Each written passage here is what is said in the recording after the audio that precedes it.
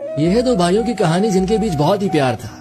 बचपन से जवान हो गए, शादियां हो गई, कभी एक दूसरे के बारे में बुरा नहीं सोचा। घर में भी बहुत अच्छा तालमेल था, लेकिन एक दिन किसी बात को लेकर दोनों में ठीक ठाक झगड़ा हो गया। छोटे भाई ने बातों बातों में बड़े भाई को कोई ऐसा वर्ड कह दिया जिससे बड़े भाई की अना को ठेस पहुंच गई और दोनों भाई अलग हो गए। कभी मार्केट में भी अगर सामना हो जाता तो दोनों एक दूसरे को इग्नोर किया करते हैं, जैसे भाई हैं ही नहीं, पहचानते ही नहीं एक दूसरे को।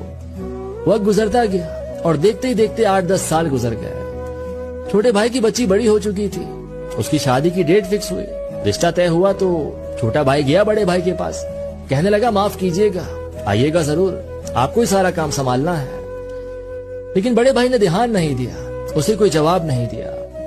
अच्छा, दोनों भाइयों में एक बात बड़ी कॉमन थी कि वो एक ही मौलवी को मानते थे और उन्हीं के बयानात सुनते थे। छोटा भाई बयान सुनने गया तो वो इस दफा काफी उदास था।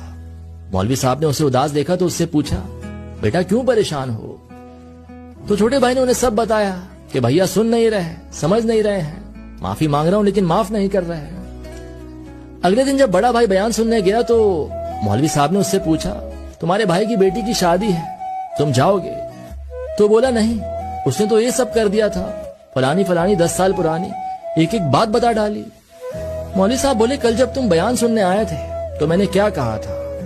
बड़े भाई ने दिमाग पर बहुत जोर डाला, सोचने लगा, लेकिन उसे कुछ याद ना आया। तो मौलवी साहब ने कहा कि एक दिन पहले तुम्हें एक अच्छी बात बताई, वो तुम्हें याद नहीं आ रही, और 10 साल पुरानी एक बुरी बात का तुमने एक एक लफ्ज याद करके रखा हुआ है, वर्ड टू वर्ड फर फर फर बता डाले। भूलने वाली सारी बातें याद रखोगे तो अपनी जिंदगी बर्बाद करोगे, इसका मजा नहीं ले पाओगे। तो इसीलिए भूल जाइए, गले से लगाइए और अपने भैया के साथ आगे बढ़ जाइए।